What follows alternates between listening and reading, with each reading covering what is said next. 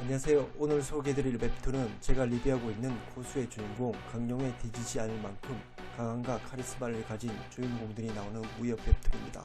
고수에 나오는 강룡의 무공이 산을 부술 수준의 세계관을 가지고 있다면 오늘 제가 소개해드릴 웹툰은 정통 무협 수준에 가깝다고 할 수 있습니다. 좀 고전이긴 하지만 무협 소설의 교과서 영문을 읽어보신 분이라면 과거에 실제 있을 법한 무공 수준이나 정말 재밌어서 밤을 샌 기억들이 있으실 겁니다. 처음으로 소개해드릴 작품은 웹소설로 유명했던 장시세가 호위무사입니다. 현재 네이버 웹툰에 월요일에 연재가 되고 있습니다. 주인공 광희의 과거를 보여주는 첫 화에서 주인공 광희는 카리스마 있게 등장합니다. 특히 도인지 박도인지 알 수 없는 구마도와 자루의 형태가 사모양으로 꺾인 검인 개구검을 가지고 있는 주인공을 보면 기존의 무협 캐릭터와는 분명 차이점이 있습니다. 주인공의 한 방으로 수많은 사람들이 쓰러지는데 뒤에면 구마도를 쓸 일이 없어 보입니다. 적들은 수세에 몰리자 병력탄을 꺼내듭니다. 무림 세계에서 실력차를 극복하기 위해 자주 등장을 하지요. 그때 등장한 구마도, 무기라고 보기보다는 방패로 봐야 할 것 같습니다. 부하들과 함께 적들을 다 물리치지만 자살 폭탄타를 향한 적에게 부하들은 죽고 주인공 광희는 빈사 상태가 됩니다. 장시세가에서 일하는 석동이에게 발견되고 장시세가 식구들에게 도움을 받은 광희는 고련히 사라지고 시간은 5년이 지납니다. 아주 귀여운 모습의 여주인공 장면이 이때 잠깐 등장을 하네요. 장시세가 위험에 처하자 황노인은 5년 전 자신이 살려준 광희를 찾아가고 주인공이 도와주지 않는다면 장시세가 식구들 300명을 죽게 된다며 광희를 설득하기 시작합니다. 동료들이 죽고 무림으로 돌아가지 않던 주인공은 사람을 살리기 위해 다시 칼을 꺼내듭니다. 주인공 광희가 호위무사가 되었지만 장시세가 사람들은 그가 초절정 고수임을 모르고 더 많은 고수를 모이기 위해 노력합니다. 무림의 고수 7객 중에 묵객을 설득하려는 여주인공 장년. 그런데 광희는 묵객이란 존재도 모르고 7객도 많이 변했다고 합니다. 과거의 기억에 자신이 속했던 천준단에 들어왔던 수많은 초절정 고수를 보고 그들의 죽음을 봤던 무림의 1인자였던 광희의 기억에는 묵객은 없었던 것 같습니다. 5년이라는 세월이 지나 자신이 알고 있던 단리형이 무림 맹주가 되어 있고 작년의 설득으로 7객의 묵객이 장시세가에 합류합니다. 장시세가를 노리던 석가정 소가주는 나름 고수라는 인물들을 데리고 장시세가를 공격하지만 호위무사 광희에 의해 고용된 인물들은 죽게 됩니다. 장시세가를 무너뜨리기 위해서 7개의 묵객을 먼저 없애기로 마음먹은 석가장 소가주는 장시세가의 아들을 납치하여 함정을 파고 기다립니다. 하지만 묵객을 잡기 위해 쳐놓은 노야방의 기관 지식을 주인공 광희가 짧은 시간에 돌파해버립니다. 기관 지식으로 묵객의 힘을 빼놓은 다음 상대하려고 했던 100대 고수 무양호, 그는 광희를 무시합니다. 피를 보고 싶지 않았던 광희지만 어쩔 수 없이 무양호의 공격을 막고 그의 목을 쉽게 베어버립니다. 여기까지가 31화까지 이야기입니다. 지금 현재 76화까지 나와 있습니다. 뒤의 에피소드들이 더욱 흥미진진하고 주인공의 과거와 과거의 동료였던 사람까지 등장하기 때문에 더더욱 재미있습니다. 꼭 보시기 바랍니다. 다음으로 소개해드릴 작품은 락향 문사전입니다. 이 웹툰 또한 웹소설로 연재가 되고 유명해진 작품입니다.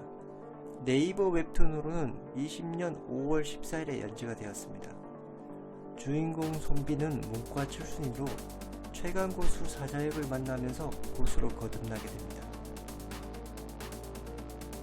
과거 시험에 낙방을 해 좌절해 있던 손빈 앞에 최강고수인 사자역이 나타나고 둘은 천하를 같이 주의하게 됩니다. 무림 세계관 최강고수 천의 사상인 황학진인, 맹호, 옥룡, 그리고 현철의 무제 사자역이 있습니다. 주인공 손비는 사자역을 만나서 그와 같은 길을 걷는 자신을 발견하게 됩니다. 사람들은 향후 그를 무죄의 길을 걷는 자라고 부르게 됩니다. 낙방하고 술로 슬픈 마음을 달래고 있던 주인공 손빈. 같은 주막에서 있던 사자역은 손빈에게 관심을 보이고 그를 어디론가 데리고 갑니다. 술이 깬 손빈의 말에 흥미를 느낀 사자역은 손빈에게 자신과 함께 다니면서 자신에 관한 책을 쓰라고 얘기합니다. 처음으로 사자에게 무공을 보게 된 손빈은 너무나 감탄한 나머지 그의 무공을 적을 수 없었습니다. 사자에게 무공은 현천도법이며 그의 도의 이름은 파월이었습니다. 손빈과 떠난 사자액은 모술들과 생사기를 하게 되고 그 첫 번째 대상은 백로라는 검을 가지고 있는 황학진이었습니다. 황학진이는 힘들게 사자에게 파월 일식을 받아내지만 파월 29월강 만천을 끝으로 그는 패배하게 됩니다. 자신의 검 백로를 주인공 손빈에게 주고 그는 죽음을 맞이하게 됩니다. 다음의 대결 상대는 맹후. 그는 자신의 검인 호화를 잡고 사자역과의 대결을 시작합니다. 과거의 사자역과 관련된 여인을 자신이 죽였다는 사실로 사자역을 도발하지만 천향루라는 독까지 이겨낸 사자역에게 놀랍니다. 맹후 도끼공을 쓰라고 도발하는 사자역에게 맹후는 동기어진할 각오로 달려듭니다. 하지만 그는 사자역에게 도모하게 죽게 됩니다. 그리고 손빈이 어려움에 처했을 때 구해준 여인을 만나는데 그녀는 사자역의 딸인 사수연이었습니다. 사자역은 그녀에게 옥룡고의 마지막 비무에서 보여준 옥룡 영린참을 보여줍니다. 그 모습을 보고 백로로 연습해보는 주인공 손빈은 서서히 무공의 길로 들어서게 됩니다. 아직 24밖에 진행되지 않아 손빈의 강함을 볼 수 없지만 사자역이라는 최강 고수의 강함을 볼 수 있어 전혀 지루하지 않습니다. 곧 사자역만큼 아니 그 이상으로 강해질 손빈의 모습이 기대됩니다. 다음으로 소개해드릴 작품은 앵무살수입니다. 평범한 뱃사공으로 살고 있는 주인공 노소와 하지만 그의 정체는 전설적인 구파금법 이종보의 후계자입니다. 뱃사공으로 손님 셋을 태우고 가던 주인공 노소아는 갑자기 그들이 저지른 범죄를 말합니다. 그리고 등장하는 명언, 칼에 피를 묻힌 자, 장강의 하류를 건너지 마라. 앵무살수는 성근경이라는 비서를 찾는 이야기가 주요 내용입니다. 괴력으로 살수들을 한방에 보내버린 장백수가 펼친 장가 호두술을 너무 쉽게 막아버리는 황사행의 등장.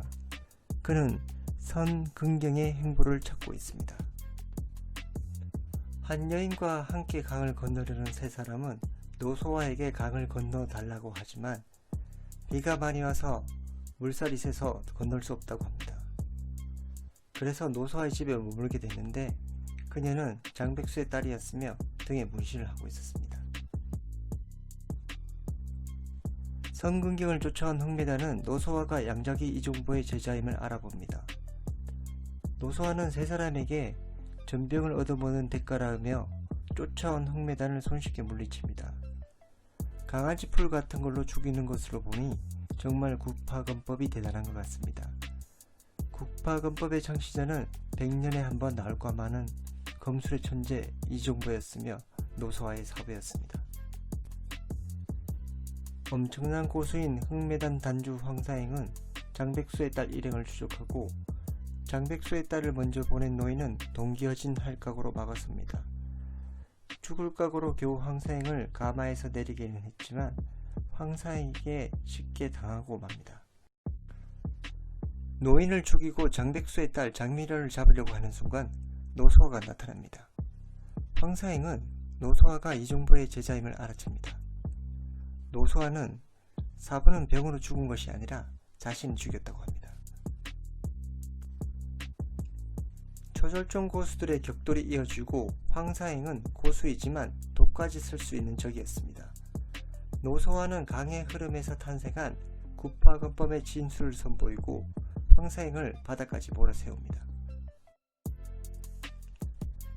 그때 나타난 의민의 사나이. 그는 이중부도 알고 있으며 황사행도 알고 있었습니다. 노소아가 황사행에게 마지막 일격을 가하려는 순간 한 손으로 산사태를 만들어 버립니다. 점점 더 흥미로워지는 앵무살수, 매주 월요일이 기대됩니다. 여기까지 3편의 재미있는 무협 웹툰 소개를 마치도록 하겠습니다. 시청해주셔서 감사합니다.